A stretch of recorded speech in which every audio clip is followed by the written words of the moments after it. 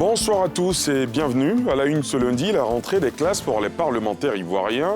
Le chef du Parlement ivoirien, Adama Bictogo, a procédé à l'ouverture de la session 2023 en présence de plus de 20 délégations de parlements, de pays frères et de 14 présidents d'institutions parlementaires. En marge de cette ouverture et de la 14e conférence des présidents d'Assemblée nationale et de section de la région Afrique de l'Assemblée parlementaire de la francophonie, le président de la République, Alassane Ouattara, s'est entretenu avec la forte délégation de présidents des Assemblées nationales, conduite par Yael Braun-Pivet, président de l'Assemblée nationale de France. Et puis l'Observatoire du service public OSEP, organe de recueil des plaintes, observations, suggestions et demandes d'information des citoyens, s'installe à l'intérieur du pays. Ce lundi, la ministre de la Fonction publique a procédé à l'installation des cellules focales de cet outil et à la remise de bornes tactiles aux premiers responsables.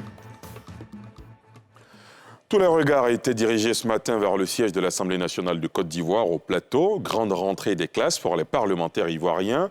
Les élus de la nation se sont retrouvés autour de leur président, Adama Bictogo, qui a procédé à l'ouverture de la session 2023. Plusieurs invités de marque ont répondu présents, plus de 20 délégations de parlements, de pays frères et de 14 présidents d'institutions parlementaires, dont la présidente de l'Assemblée nationale de France, qui ont pris part à l'événement, le témoignage de Thiemé Dandjé et Eric Kimou. Rentrée des classes sur fond festif pour les parlementaires ivoiriens. À l'intérieur, l'hymne national à l'unisson.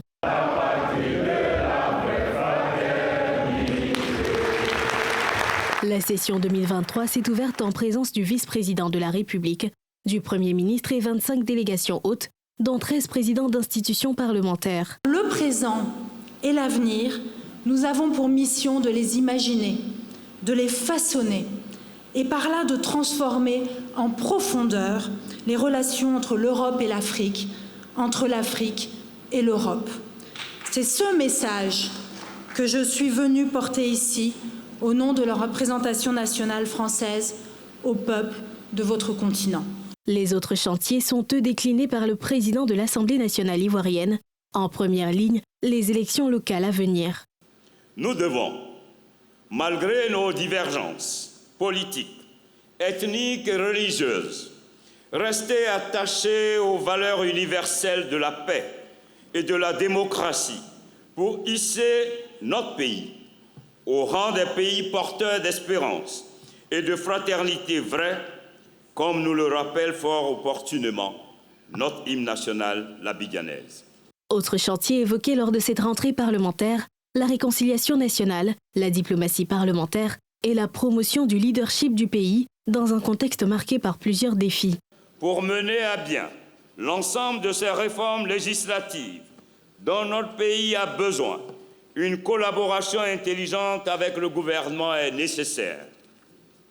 Aussi, suis-je convaincu que l'exécutif ne ménagera aucun effort pour répondre diligemment et efficacement à toutes nos préoccupations et interrogations, afin que, dans une synergie d'action, les résultats de nos délibérations permettent de tracer les sillons nouveaux d'une Côte d'Ivoire en phase avec les enjeux du moment. Sur ces fronts, les parlementaires se sont engagés à jouer leur partition pour une Côte d'Ivoire qui continue de glaner d'autres lauriers sur l'échiquier continental et international au bénéfice des populations, mandants des députés.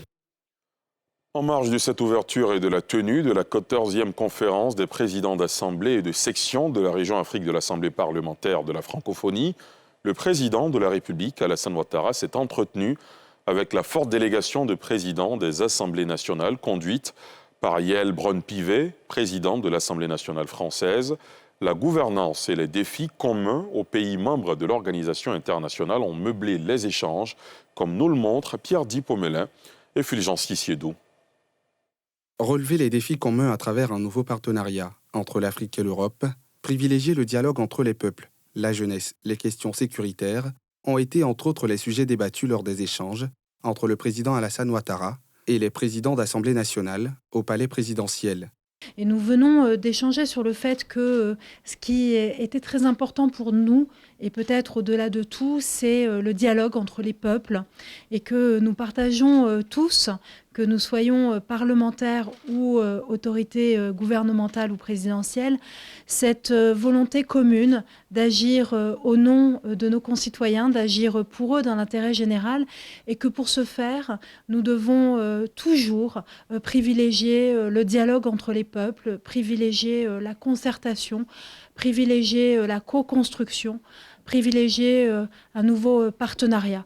Et ce nouveau partenariat, il peut s'exprimer entre l'Europe et l'Afrique, mais également entre les pays africains eux-mêmes. Ce sont 25 pays, représentés par des présidents des assemblées nationales, qui sont en terre ivoirienne pour la 14e conférence des présidents d'assemblées et de sections de la région Afrique de l'Assemblée parlementaire de la francophonie.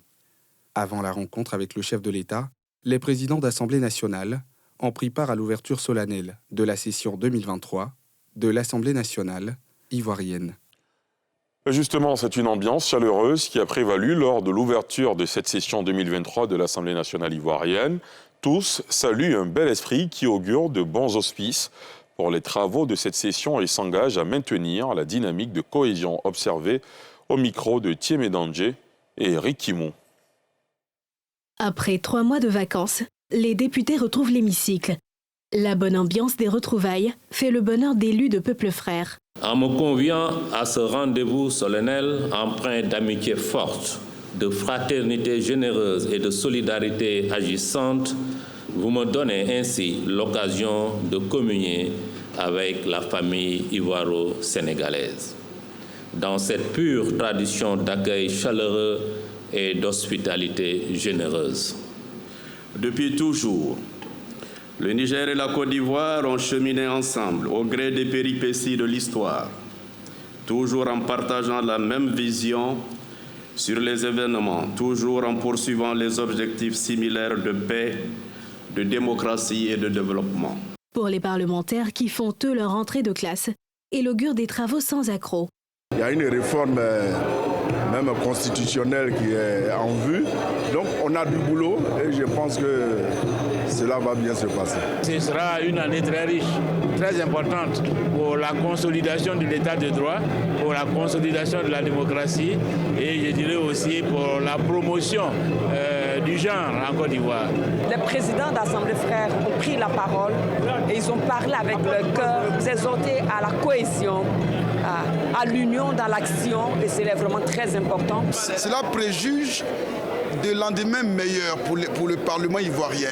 Je voudrais donc inscrire en ce qui me concerne, en ce qui concerne la Commission des affaires générales institutionnelles que j'ai l'honneur de présider, inscrire cette année législative parlementaire sous le sceau de l'excellence. L'ouverture de cette session intervient dans un contexte préélectoral local.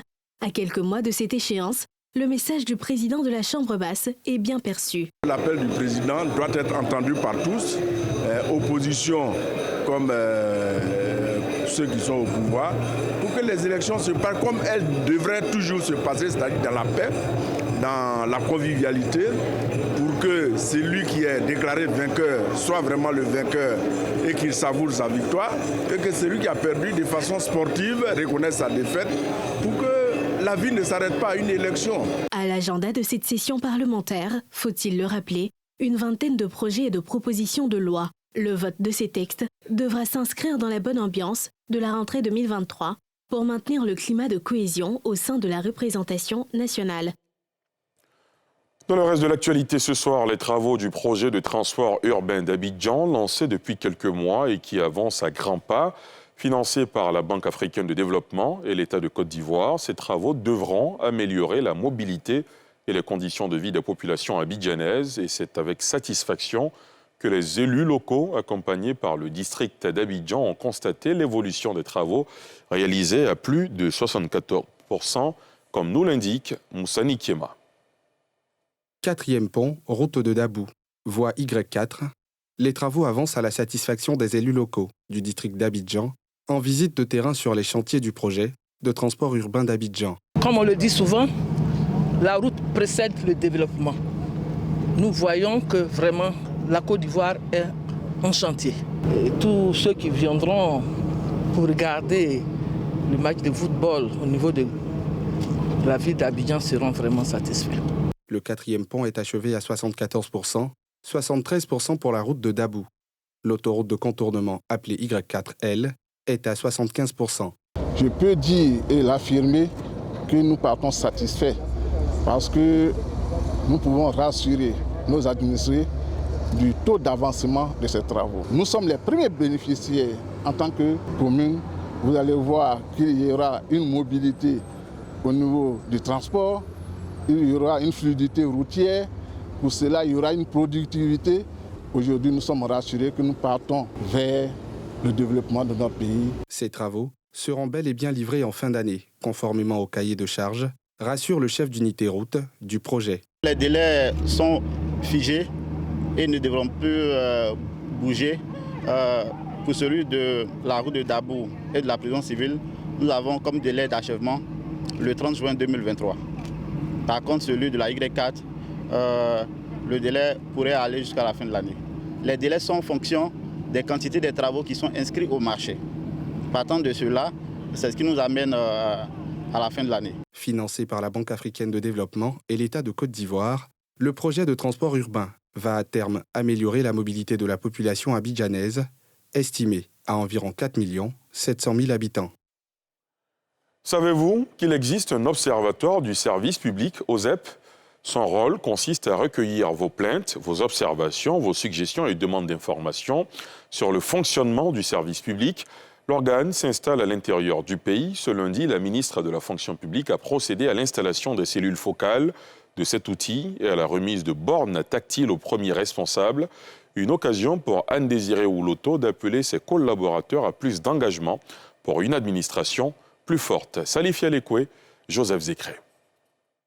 L'École nationale d'administration a servi de cadre ce premier jour de la semaine à la double cérémonie de remise officielle de 55 bornes tactiles aux ministères et institutions publiques et d'installation de cellules focales de l'OSEP, l'Observatoire du service public, dans les administrations qui reçoivent ces bornes.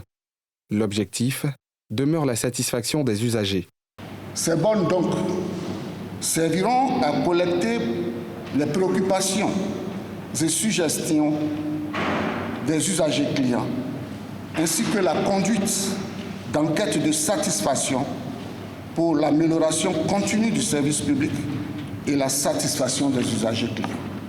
Pour sa part, la ministre de la fonction publique a engagé le corps préfectoral et les points focaux à plus de disponibilité pour relever le défi d'une administration performante. Votre déploiement permettra sans nul doute de relever le défi du rapprochement des services de l'OSEP avec les populations locales. Ce défi est énorme. Je compte sur vous. Je compte sur votre implication personnelle et sur votre totale disponibilité.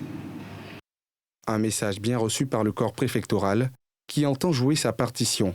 C'est un très bel instrument. Nous allons veiller à ce que ce soit utile, on tire le maximum de profit de ces outils-là. L'administration ivoirienne est l'objet de plusieurs plaintes de la part des citoyens. Le gouvernement a créé en février 2018 un organe de recueil des plaintes, observations, suggestions et demandes d'informations des citoyens. L'OSEP a reçu le prix d'excellence de l'administration publique moderne, la plus innovante, à l'occasion de l'édition 2021 de la Journée nationale de l'excellence. Par voie de communiqué, la Sodexam annonce régulièrement les prévisions météorologiques. Les dernières en date indiquent de fortes pluies sur la période de mars à juillet 2023, invitant les populations à la vigilance et à rester à l'écoute des bulletins d'alerte. Ces alertes météo résultent d'un travail scientifique de traitement de données météorologiques par des ingénieurs météo, des informations souvent prises avec des pincettes par une partie de la population. L'une de nos équipes s'est justement intéressée à la méthode de collecte de ces données météorologiques. Mardoché Kouassi et Tanguy Conan ont fait une incursion dans les locaux de la Sodexam. Reportage. Siège de la Sodexam, en zone aéroportuaire dans la commune de Port-Bouët. C'est ici, sur cette station et 13 autres réparties sur l'ensemble du territoire ivoirien, que sont collectées 24 heures sur 24 les données à traiter en vue de la production d'informations pour les bulletins météo. Des stations désormais intégrées et automatiques. La station automatique, elle est dotée de capteurs qui permettent de mesurer la température, l'humidité, le rayonnement solaire, la direction du vent et la vitesse du vent. On a également des températures dans le sol, la quantité de pluie. Elle fait la collecte des données qu'elle transmet. Et ces données-là sont traitées par un service pour pouvoir avoir toutes les informations que nous avons aujourd'hui. Ce sont les ingénieurs météo du service prévision qui reçoivent ces données et les traitent pour permettre aux populations de connaître la couleur du temps. Ces données nous permettent de voir déjà ce qui s'est passé la veille. En même temps, ces informations sont aussi traitées selon plusieurs techniques qui nous permettent donc de voir un peu l'évolution de chaque paramètre. Et également, nous recevons aussi des données comme des images satellites qui nous permettent effectivement de voir une photo de l'atmosphère où on voit un peu les nuages et on essaie de suivre leur déplacement. Donc, c'est l'ensemble de ces données traitées qui permettent aux prévisionnistes de donner l'information à la population. Quand il y aura tel temps ou un autre temps, ou pluie ou pas pluie. Après cela, place à la diffusion de l'information. Et pour ce faire, la Sodexam s'appuie sur plusieurs canaux pour s'assurer que sa cible, qui est la population ivoirienne, soit effectivement touchée. Ce bulletin d'information météo sera ventilé à travers nos différents canaux de communication. Dans la démarche d'améliorer les informations que nous mettons à la disposition de la population, l'État de Côte d'Ivoire va nous accompagner dans un vaste projet pour moderniser nos infrastructures techniques et nos outils de production pour que la population soit satisfaite de nos informations météorologiques que nous ventilons à leur endroit. Donc nous demandons à la population de faire confiance à la structure de l'État chargée de la météo. Les prévisions météorologiques de la Sodexam sont aujourd'hui fiables à 85%. Un taux qui va certainement s'améliorer avec la mise en œuvre de ce projet annoncé. Malgré cela, les avis demeurent partagés au sein des populations sur la fiabilité de ces prévisions. Elle se base sur des données précises, c'est des trucs qui ne sont pas imaginés. Je crois en ça.